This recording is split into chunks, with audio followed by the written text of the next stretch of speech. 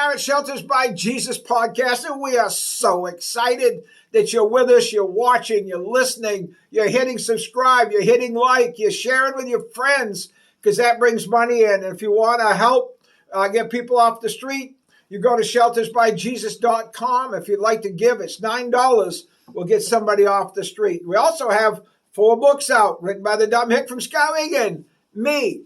And they have 2 prices. $10 are free. And you put your name and address right there. And tell if you want books 1, 2, 3, or 4, all of them.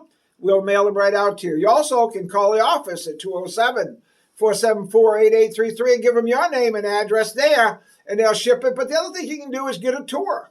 When you call that number, say, I'd like a tour. And you'll meet the residents. You'll see everything we have. And we're just excited about you being a part of this. So now, on to the podcast. I heard a beep. All right, here we are. We're at Shelters by Jesus, and we're excited. And I got a friend on who is a new staff member, and we're going to introduce him to you today. We want to start introducing some more with staff and residents as, things keep turning. And one lady who's going to be on today will be on later, but I walked in. They said she had to go to the hospital, so you didn't see her, but you're going to love her story. She's in my book. But Mark here has been with us a while. Mark, what led you to being homeless, first of all? Divorce. That'll do it. Yeah. And I've been bouncing around from motel rooms, truck stops. Really? Drinking, carrying on. Okay. Doing nothing worthwhile. And that kind of put you down on the bottom. Yep. I mean, I'd drive truck for a while. I get tired of that and start drinking again. Yeah. So, how'd you happen to come into Shelters by Jesus? I was in York Hospital because I walked in there and I said I've had enough. I'm ready to kill myself. Oh, really? Yeah. And they took me in for a few days, made sure that I was stable enough. They brought me an ambulance up to, I can't think of the hospital there in Bangor. What, Eastern Maine Medical? Acadia. Acadia. I was in Acadia for 2 weeks. Really? And Yep. had to find a place to go, and they gave me a list of places, and yours was the first I called. And he said, wow. I said, you're more than welcome to show up. We talked to Tom, and he said, when you get down? I told him probably tomorrow. Yep. Well, that's unusual. Usually we're at the bottom of everybody's list because we're a church shelter. It's usually we're the last or the Mohegans that they want to go to. So. Well, I had met Chuck in there, and he told me everything that goes on. He goes, oh, you got to do church in the morning, you got to do it in the afternoon. I go, that's right up my alley. He goes, he looked at me kind of weird. What? Yeah. I said, yeah. I said, I ran the Salvation Army for a couple of years. I said, that's why you were at Scatter Shelters by Jesus. Amen. Amen. And, I went through a divorce, and I just let God out of my life. I didn't care about anything. Yep. You know what? I can't even imagine what divorce is like. I'm not even going to try to tell anybody I do, because I've been married 54 years in May. Wow. And, my wife and I, we practically breathe for each other, and the divorce it's got to be like just taking a part of your body and ripping it off. It is. I'm very grateful that we're still pretty good friends. Okay, good. We're in contact daily. Really? Kids together. We've got girls together. Okay. And she's let me keep my stuff there for now until I can get stabilized and find a place to live. So that's my goal. Okay. I'm trying to get my life back together, get the Lord back into my life. I say that, he never left me. I left him. Yeah. And I try to tell the guys next door, I got a tongue like a viper. I swear this and that. Yep. I'm human. Really? You're human? I said, I try to be kind of godly and, show the guys, this is the way you should be living. Yep. I said, they complain about these little things. I said, be grateful, man. I said, I'm so happy I wake up in the morning, I'm in a bed instead of my front seat of my pickup truck, looking for a bottle. Yep. That's nuts.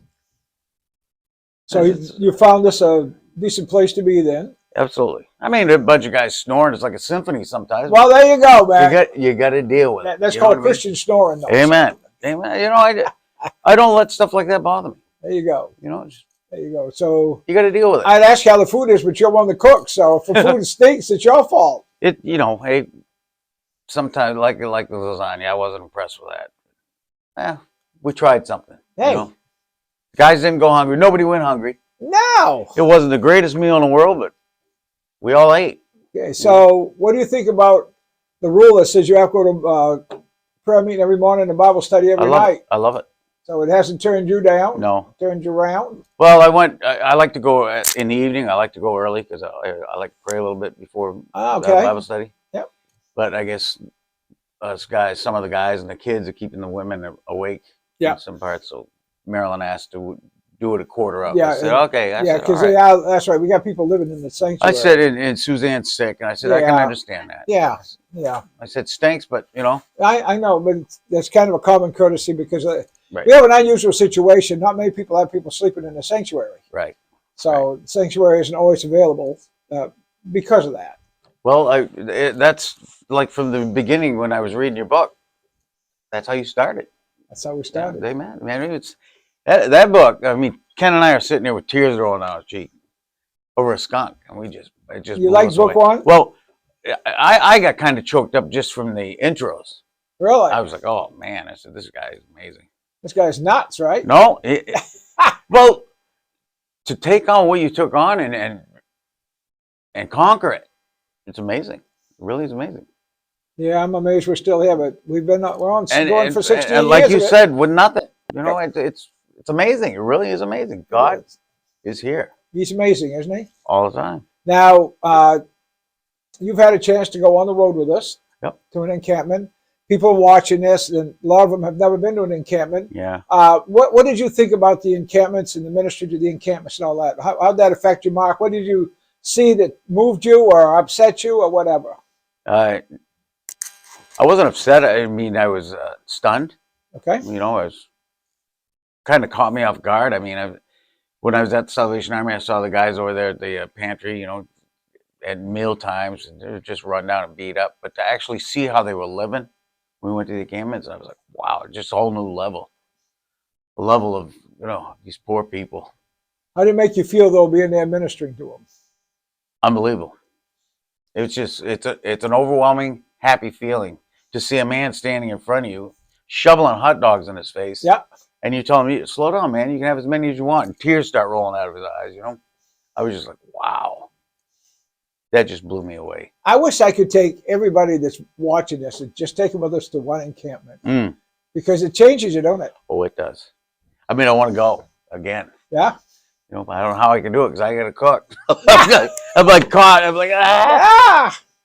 But yeah, it's incredible. It really is. And when I went up the hill with the wagon, bringing the girls all the different stuff they've gotten, right? Like amazing. It just blew me away.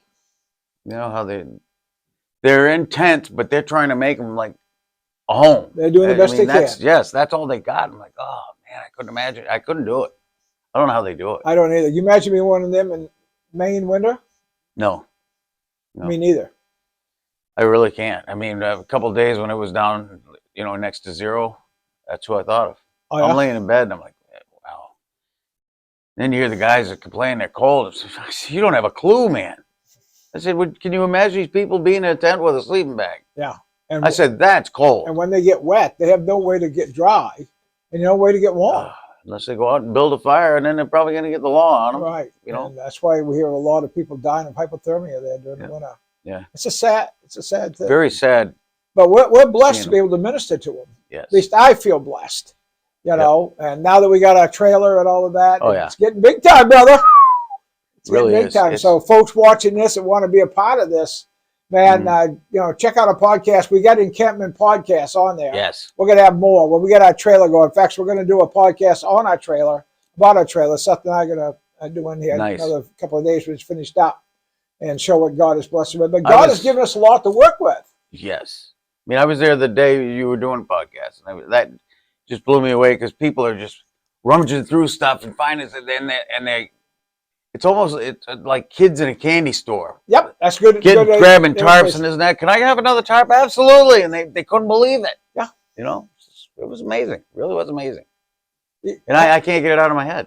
Yeah, it's hard to believe somebody can be so thrilled of a hot dog or a top. Yes. Those are $5 tops. I know. And a whole package of hot dogs like $4 for a big, 24 pack. Yeah.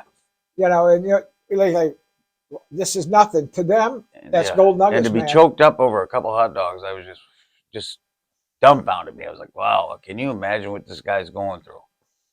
You know, worrying about where he's going to eat next. So you don't mind being here with us at Shelters by Jesus? Nope. It's where I belong. Oh, that's awesome. You know, everything happens for a reason. I'm a firm believer of that. Yep. And the Lord has brought me here for a reason. Now, if people are thinking about, I don't know, $9 a month, maybe I shouldn't. What would you tell them about the value of that $9? Is it something that's worth investing in? Oh yeah. Oh yeah. Definitely. That's cheap money. You want to give more than that. I mean, I told Pastor Ken, I said, we're going all through all these books, you know. I said, we're starting here. We're going. Oh, my word. And buy them. You're enjoying my books. You will not be. You won't regret it. It's amazing. These stories are just. It's like we're talking. Yep. We're reading about it. We're going, oh, tears are rolling down. I'm like, oh, this is unbelievable. I mean, when you're putting your arms up and saying, God, what am I doing next? You know, when you're all choked up and your wife's helping you, and I'm like, oh, this is unbelievable.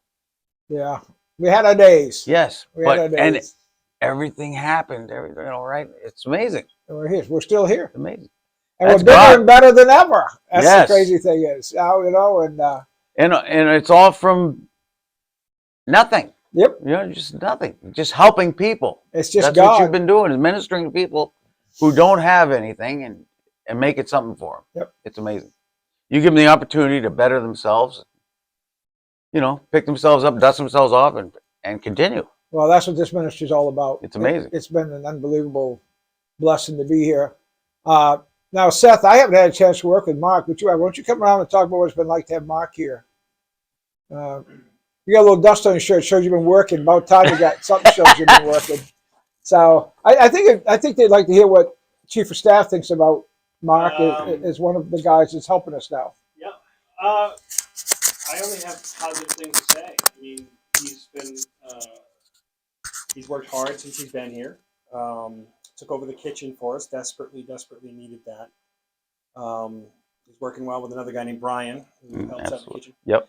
But Mark's always been a man with a heart to serve and to get along and to help out. So I've got nothing but good things to say. So he's on our staff now. Why'd you bring him on staff? He paid me. Okay, yeah. Fair enough. No. I want a piece of that action. If you're getting that action. Oh, now I got to dig deep too? No. Well, I just, when people get here, I watch them. And most times they don't even know they're being watched. But I watch and I listen. And I usually wait for something negative to happen to see how they react to the negativity. And then I'll use that as a decision-making tool to put them on staff or not. If they handle it well and they have good character about it, then I want them on staff. I know I do. Yep. If they don't, then maybe not.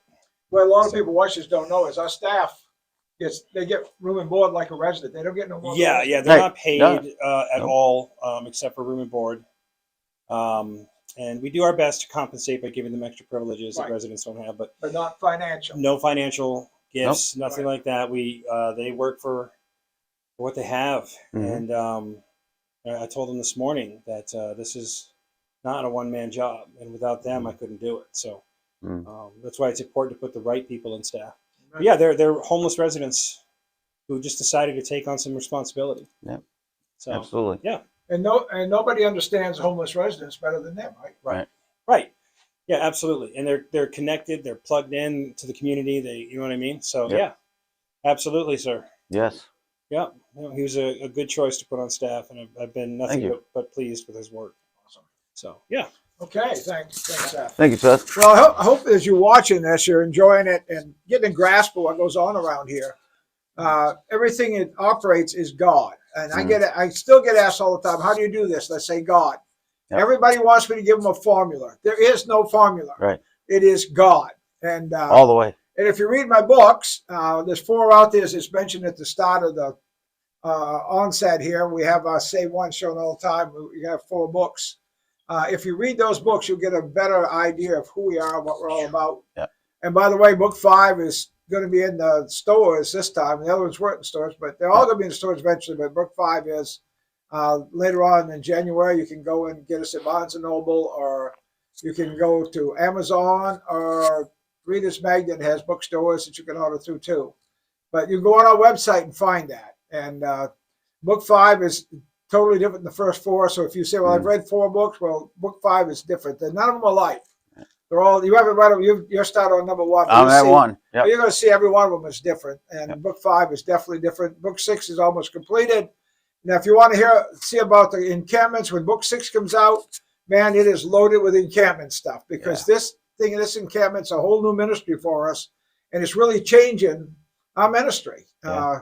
And we're praising God. God supplied again. Amen. We started out with nothing, and God is supplying. We have now a 7x14 trailer. It's incredible. Cargo trailer that Seth has been working on the inside to set it up, and it's going to be set up so people can walk through like a little store and get what they need. That'd be gorgeous. We never had nothing like this before, and God just keeps pouring it on. Yep.